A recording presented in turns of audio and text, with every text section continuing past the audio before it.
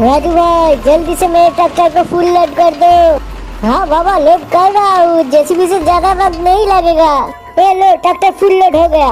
वो टकला इंसान को खाकर आज भूख मिटाएंगे। ये पाचू मुझे बचा ले, सांप ने पकड़ लिया है। उड़ी बाबा मैं दादा को बुलाती हूँ। दादा जल्दी चलो, वहाँ पर राजू को सांप ने पकड़ लिया है। क्या बोला तूने? उस सांप को आज खत्म कर देंगे। ये बूढ़े स्नेक मेरे भाई को छोड़ दे। ये लो छोड़ दिया, मुझे कुछ मत करो, मुझे भी तुम छोड़ दो। अगर तुझे छोड़ दिया तो तू फिर से आएगा। ये ले तुम मर।